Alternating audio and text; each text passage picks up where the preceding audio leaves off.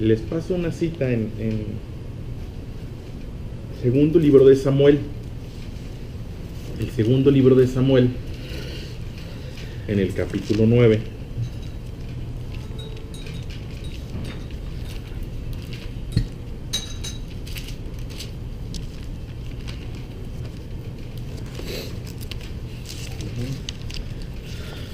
Segundo libro de Samuel, en el capítulo 9, a partir del verso 1.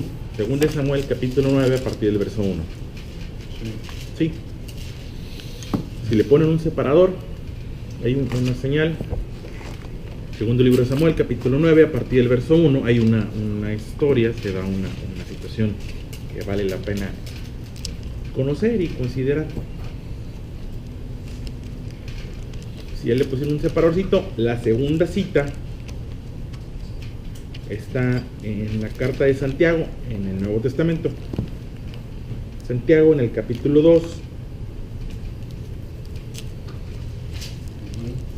a partir del verso 13.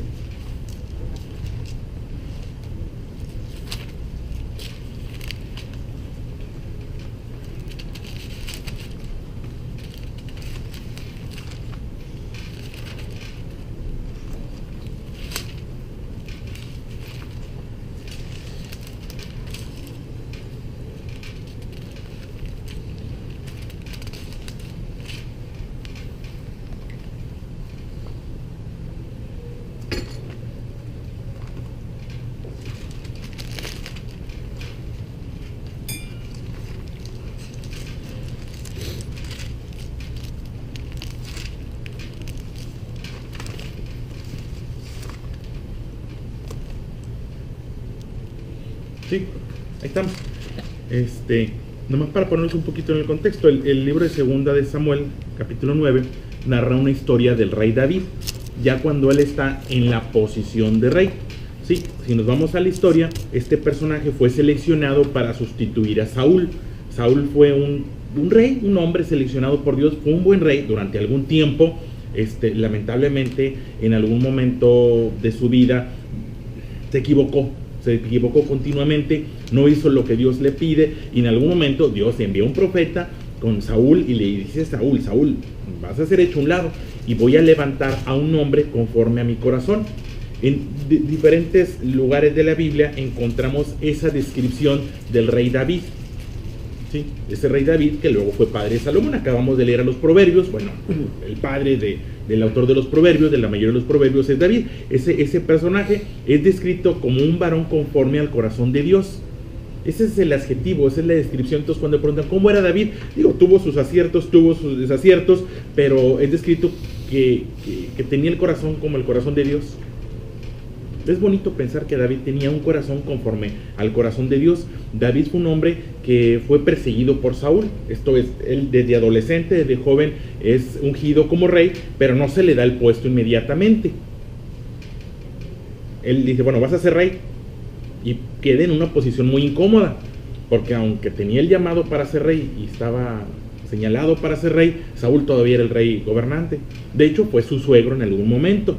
Fue yerno de Saúl, y describe que David tenía una buena actitud para con Saúl, que se acercaba con él, que de alguna manera buscaba ser un buen colaborador de él, pero en diferentes ocasiones Saúl arrojaba lanzas. Les voy a leer solamente una porción de 1 Samuel capítulo 18, nada más para ubicar quién era Saúl y quién era David y cómo se las gastaba.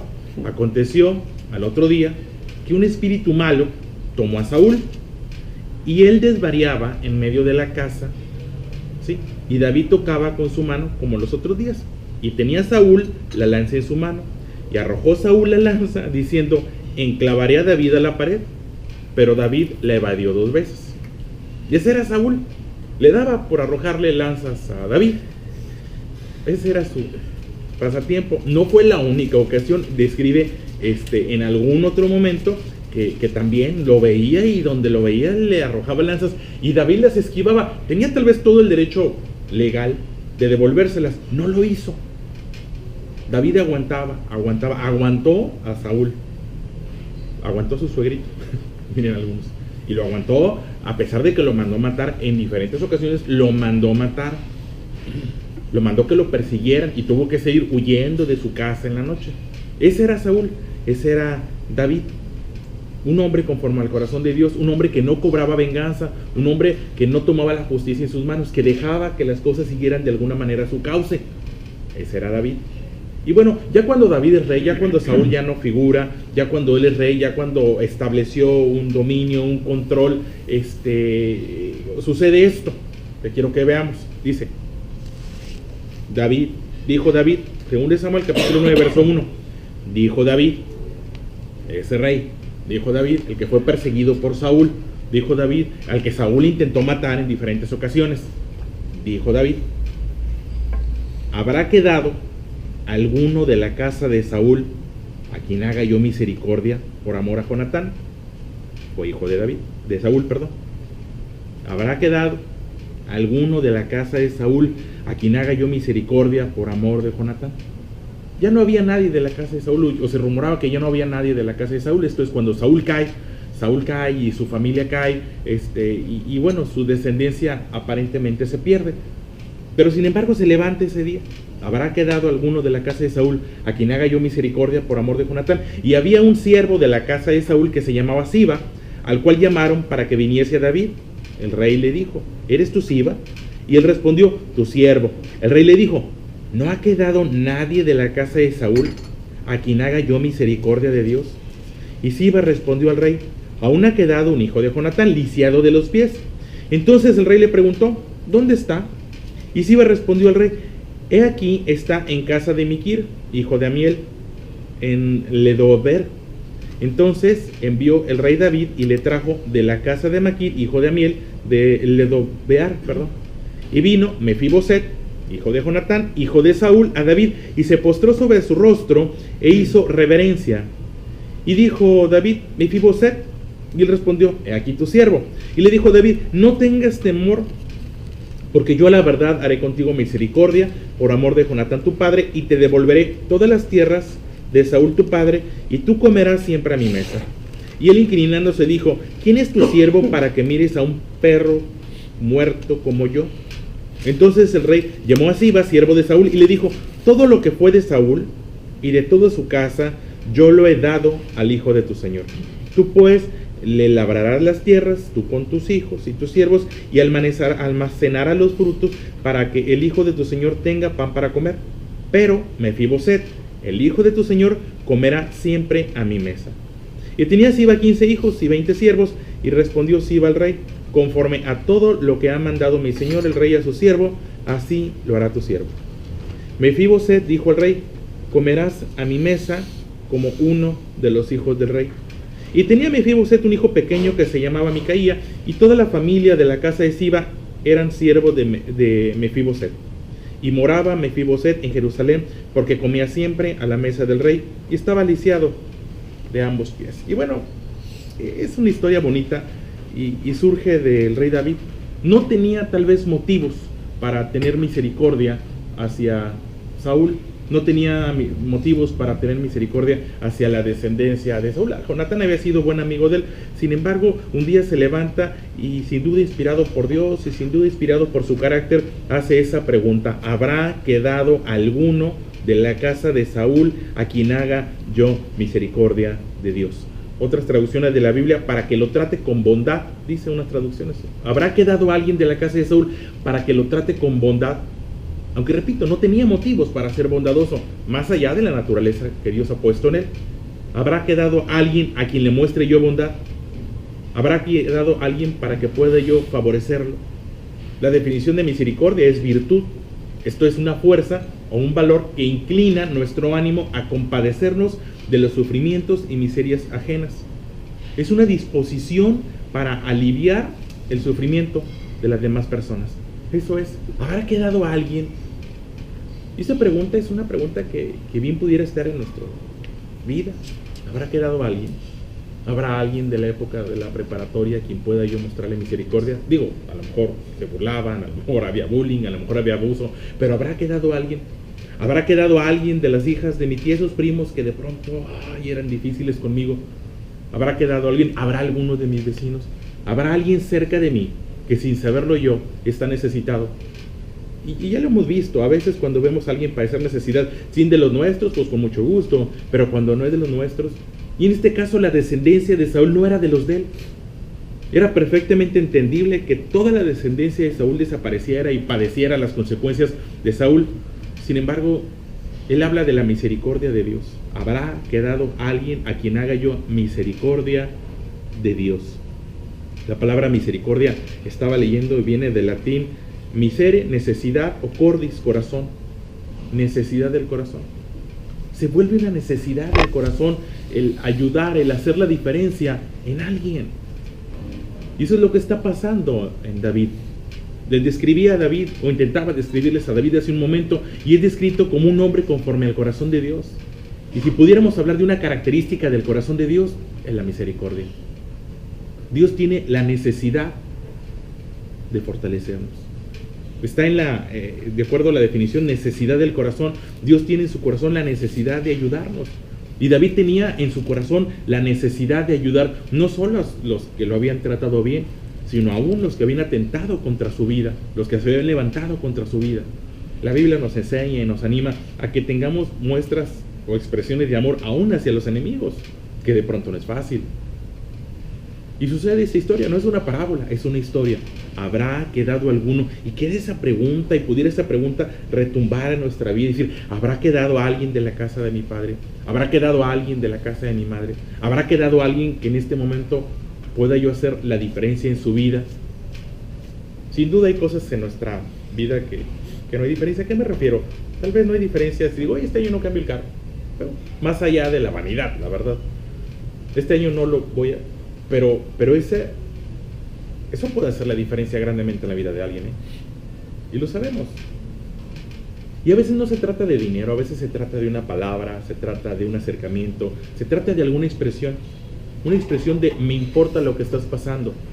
Habrá quedado alguien. En este caso estaba este personaje, Mefiboset, descendiente de Saúl, nieto de Saúl, lastimado de sus pies. Es interesante la historia cuando nos vamos. Habrá que irnos más atrás, pero Mefiboset, cuando Saúl cae, cuando la casa de Saúl cae, era un niño de 5 años, y describe que mientras estaban en guerra, que Saúl cae, y que bueno, toda la familia de Saúl empieza a huir, la niñera de este personaje, Mefiboset, lo menciona la Biblia algunos capítulos atrás, corrió, lo levantó de su cuna, lo sacó, se lo llevó para huir, para salvarlo, porque existía, el rey ha muerto, vive el rey, ¿sí? No quisiera comparar con gobierno saliente, gobierno entrante, y empieza una especie de persecución. Dice que ocurrió lo mismo, fue la niñera, cargó a Mefiboset y sale huyendo, pero mientras iban huyendo, la niñera tropieza y cae, y Mefiboset cayó y se lastimó. Y a partir de ahí, él quedó lastimado de sus pies, no volvió a caminar. Y si pensamos un momento en este personaje, hijo de un rey, cuna de seda, sábanas de seda, llamado a estar en una posición de privilegio, sin embargo, por las decisiones de sus padres, él viene a vivir consecuencias. No era para que esperara misericordia de David. Sin duda no es para que esperen misericordia de parte de ti. Tienes razón, no es para que tomes acciones. Sin embargo, si el Espíritu de Dios está con nosotros, entonces el Espíritu y la misericordia está ahí. Se vuelve una necesidad. David tenía el corazón conforme al corazón de Dios. Y entonces es que surge esta pregunta: ¿habrá alguien? Tal vez no había nadie, pero habrá alguien de la descendencia, no importa quién, habrá alguien de la casa de Saúl con quien pueda yo tener misericordia. Y resulta que sí hay alguien, y él no sabía, y sí va y estaba necesitado. Va y no solamente atiende su necesidad, sino que además lo invita a participar de su mesa, lo invita de alguna manera a ser amigo de él. De pronto no es fácil, de pronto puede ser difícil que voltees y veas aún a los que te han afectado, aún a los que te han lastimado, aún los que se han portado mal contigo, y digas, voy a tener misericordia para con él. Eso es. En la carta a Santiago, capítulo 2, a partir del verso 13, es un poquito más severo Santiago a veces en su forma de expresarse, y sin embargo, bueno, nos deja una enseñanza. Dice en una porción de esta carta, a partir del verso 13, porque juicio sin misericordia se hará con aquel que no hiciere misericordia. Es duro. Si tú tienes la oportunidad de mostrar misericordia, si tienes la oportunidad de inclinarte a compadecerte del sufrimiento o de las miserias ajenas y no lo hacen, pues de la misma manera. Algunas expresiones dicen: con la vara que mides serás medido. Es duro, pero es lo que dice. Si tú no has mostrado misericordia, esperan que tengan misericordia para contigo. Y lo que dice Santiago: un juicio sin misericordia será para aquel que no hiciere misericordia, y la misericordia triunfará sobre el juicio. Hermanos míos, ¿de qué aprovechará si alguno dice que tiene fe y no tiene obras? ¿Podrá la fe salvarle? Y si un hermano o hermana están desnudos y tienen necesidad del mantenimiento de cada día, y alguno de vosotros le dice: id en paz, calentaos, saciaos, pero no le das las cosas que son necesarias para el cuerpo, ¿de qué aprovechará? Así también la fe, si no tiene obras, es muerta. ¿De qué aprovecho hay, dice el autor, si alguno dice que tiene fe y no tiene obras? Yo no puedo decir que tengo fe en Dios, que creo en Dios y no lo llevo a la práctica. Creer no es suficiente. En algún momento tenemos que ponerlo en la práctica. Y dice: ¿podrá la fe salvarme? ¿Podrá las expresiones decir es que yo creo mucho en Dios salvarme o hacer la diferencia? Y esa expresión dice: la fe sin obras es muerta. Pretender que creo en Dios y no hacer la diferencia en las personas, entonces me pone en una posición muy delicada. No debe moverme el miedo. Yo no quisiera que tomáramos decisiones desde la perspectiva del miedo, sino desde la perspectiva de la misericordia. Que de cuando en cuando pudiera llegar esa pregunta a nosotros: y ¿habrá alguien cerca de mí que está en necesidad? ¿Habrá alguien por quien pueda yo tener misericordia? Y yo creo que el Espíritu de Dios nos va a inspirar. Yo creo que el Espíritu de Dios te va a inspirar, y habrá alguna figura, algún nombre, algún apellido que llegará a tu vida y dices: ay, aquí está esa persona. Y la fe que Dios ha puesto en ti, la disciplina que Dios ha puesto en ti, te llevará a tomar acciones prácticas en favor de esa persona. Te repito, no siempre es dinero. De hecho, a veces lo que más necesita la gente no es dinero, sino es que te acercas, que estés con ellos, que los fortalezcas, que los abraces, que los ayudes a transitar por ese valle. Habrá enfermedades que llegan a un estado terminal y lamentablemente a veces dices: es que médicamente no se puede hacer nada, pero espiritualmente se puede hacer mucho. Sentarte con él en esa cama de hospital y pasar tiempo con esa persona puede ser muy fortalecedor. David, un hombre conforme al corazón de Dios, decimos: bueno, ¿por qué? Sin duda fue un hombre de guerra, sin duda fue un hombre que en algún momento se equivocó, que buscó a la mujer ajena, sin duda, pero no era por eso, sino porque en algún momento de su vida tuvo la capacidad de tener misericordia, tuvo la capacidad de compadecerse, tuvo la fuerza, tuvo el valor para actuar en favor de los necesitados, aun que esos necesitados fueran los que se levantaron contra él, fueran los que se levantaron contra su casa. Una de las historias, de las muchas historias que vienen en el libro de Samuel, dice que un día él estaba en su casa, ya descansando, cuando llegaron de parte de Saúl, su suegro, el rey, a matarlo. Y su esposa hace lo que puede y tiene que huir por la ventana de su casa y salir huyendo, porque Saúl, el rey, su suegro, lo había mandado a matar. Esa es una. Vaya que no tenía motivos para tener misericordia para la descendencia de Saúl. Sin embargo, un día dice: no ha quedado nadie de la casa de Saúl a quien haga yo misericordia de Dios. Y en esa pregunta nos deja una enseñanza que debe ser cotidiana, diría yo, en nuestra vida. ¿Habrá quedado alguien que te preguntas? ¿No estaba enfrente de ti? A veces hay necesitados que no están enfrente de ti, que no están a la vuelta de la esquina, que no están pidiendo en los cruceros, necesitados que son del pasado, tal vez que no están cercanos a tu vida, que tienes que investigar, que tienes que ir más allá. ¿Qué fue lo que hizo David? Y dice: ¿sabes qué? Sí, había alguien, había un Mefiboset, descendiente de Saúl, que vivía en una situación muy triste. Y bueno, David hace la diferencia en él.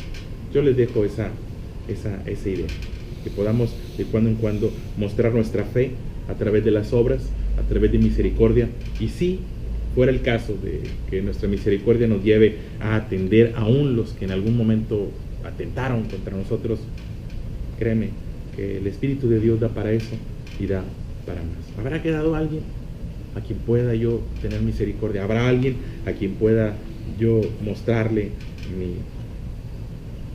mi compasión, mi amor, y mostrar que el Espíritu de Dios vive en mí y que mi fe no es una fe muerta, mi fe es una fe que tiene obras, que lo ponemos en práctica.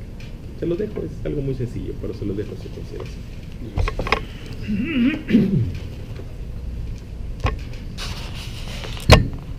Para cuando pasaba esto de las lanzas, ya sabía Saúl que David iba a ser el siguiente rey. Sí, ya sabía. Entonces no estaba tan loco, en realidad lo que quería era quedarse más. Sí.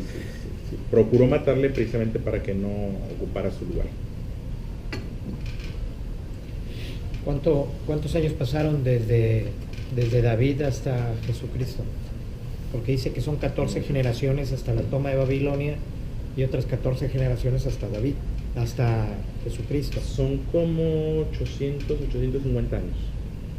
¿Entre David? Entre David y Jesús. Okay. ¿Se vestían igual entre esos 800 años? Había, sí, era lo mismo, prácticamente era lo mismo. Sí. Ya no era la nación de Israel. David fue el gran rey de la nación de Israel, las 12 tribus. Para cuando llegan al Señor Jesús solo permanece una sola tribu, Judá. La tribu de Judá. De las 12 tribus, la tribu de Judá, que es la descendiente de David. Las otras tribus fueron diseminadas, fueron invadidas. En el libro de las Crónicas ya está dividido el reino del norte es invadido por los asirios y son desterrados, son llevados cautivos, son diseminados. Se establece como capital Samaria, pero ya es un pueblo mezclado.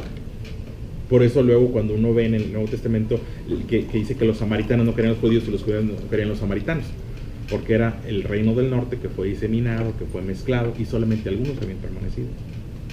El reino del sur, Judá, es llevado cautivo por los babilónicos, libro de Daniel, Esdras, Nehemías, Esther, Daniel, toda esa parte narra cómo es llevado cautivo. Son aproximadamente 70 años hasta que los persas, si no me equivoco, los persas representados por Ciro regresan y dan la orden de que regrese a su nación y regresan a reconstruir la nación. El templo fue destruido, la ciudad fue destruida, las murallas fueron destruidas. Nehemías es el personaje que reconstruye la muralla. Esdras es el personaje que reconstruye el templo. Es un segundo templo. Cuando vemos a Jesús entrando en el templo, no es el templo de Salomón, es el segundo templo. Algunos le llaman el templo de... Ay, se me fue el nombre. Es construido en la época de Esdras. Ahorita me acuerdo.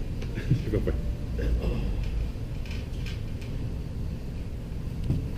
Se me fue. Es un nombre ya babilonio. Y ya son nación y pasan aproximadamente 400 años que ya no hay registros entre Malaquías y San Mateo, no hay registros o grandes registros de lo que ocurre, pero en ese periodo los romanos crecen y se imponen ante las diferentes naciones, los persas entre ellos, y ya para cuando figura o llega el Señor Jesús, ya Judá o Jerusalén es una provincia romana y hay un dominio romano.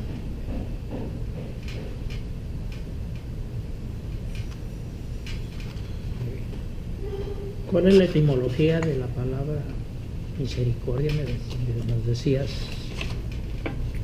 Cordis, corazón. Misere, necesidad. Misere. Misere. Misere, necesidad. Y cordis, corazón. Sí. Es miseria y necesidad. Reconocer una necesidad. Reconocer una miseria y una necesidad. Necesidad del corazón. Porque esta palabra está ahorita en el centro de todo esto, ¿verdad? La misericordia. ¿Hasta qué punto es necesaria la misericordia? Esa sería la pregunta. ¿Hasta qué punto requerimos nosotros, los cristianos de ahora, ser misericordiosos? Y podemos reflexionar esta lectura que nos da Jonathan, diciendo que David fue escogido de Dios, porque era pues intención de su corazón, vamos a decir así, ¿verdad? Era el hombre en donde Dios puso sus ojos y dijo: este tiene el mismo sentimiento que yo, o muestra la misma intención que yo, misericordia. Y dentro de ese hombre escogido había dos necesidades. La primera, el éxito ante los demás, y Dios le dio el éxito ante los demás, el reconocimiento que le otorga cuando lo nombra rey. Pero no estaba el éxito completo conforme a la visión de Dios. Algo le faltaba a ese rey recién nombrado, y lo que le faltaba lo despierta en el corazón de David. David, vete por este camino.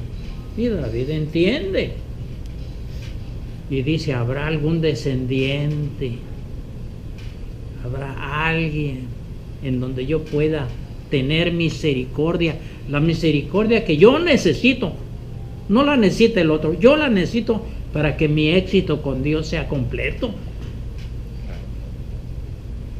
Había que manifestarlo, porque dice Santiago que era un pensamiento, pero sin obras no valía ante Dios nada.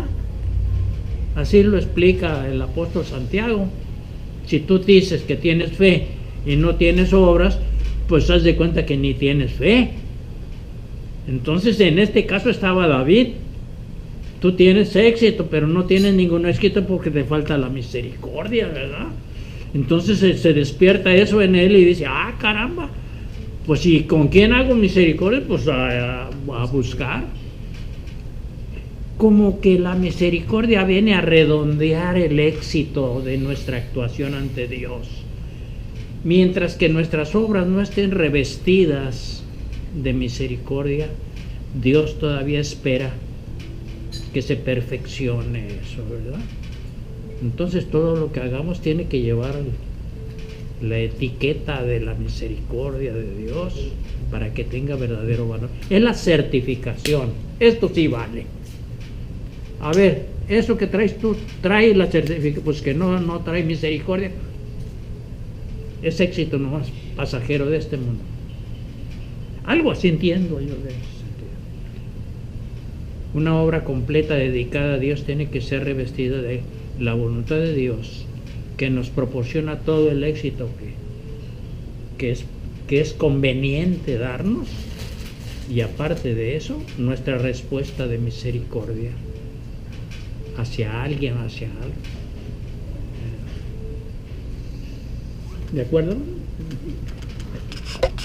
De Bar, a ver qué era, dónde estaba. Y dice que no es en sí un lugar, sino dice, significa tierra árida, hostil y seca. ¿Qué palabra buscaste? Lo de Bar. Significa tierra árida, hostil y seca, donde no crece el pasto ni produce fruto la tierra. Era un lugar inhóspito, donde se refugiaban los endeudados, los despojados, los perseguidos, los abusados.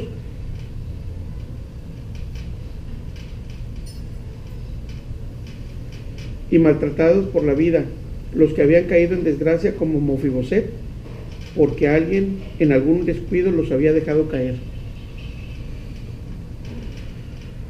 Dije, vamos a ver en qué posición geográfica está eso, o a dónde lo mandó traer, pero no encontré esto. Y que significa también la palabra sin palabras o no palabras, lo, no, y de Bar, palabras. O sea que era innombrable. Sí, sin comunicación. En la cultura israelita hacían leprosarios, hacía ciudades de refugio, o sea, designaban lugares para de acuerdo a la condición en la que se encontraban. Entonces sí vas a ver ese tipo de... Tiene muy cultural. Entonces, cuando había leprosos, todos los concentraban en un lugar. Cuando había alguien que había cometido un asesinato improvidencial, también lo concentraban en otro lugar y no podían entrar ahí porque era una ciudad de refugio. Entonces sí, estaba en bajo la autoridad de alguien, dándole el éxito y dándole todo, y lo tenemos ante nosotros, y esa persona puesta por Dios, porque ahí es donde está el problema, ¿verdad? Que lo tenemos ahí puesto por Dios allí y con autoridad sobre mí. ¿Será realmente el hombre indicado Gracias. para que esté allí? Pues si tiene misericordia de mí, sí es el hombre indicado por Dios. Pero si no tiene misericordia de mí, sí era el escogido. Pero la falla no está en Dios, está en Él, porque Él es el que no tiene misericordia. Digo, nuestros gobernantes, que no ven a los demás con misericordia, hombre. Si nada más eso se necesita. Pensar que el otro hombre también come, tiene necesidad, tiene hijos, tiene familia, tiene esto, tiene aquello, también tiene derecho a tener una vida digna, que lo inviten como invitó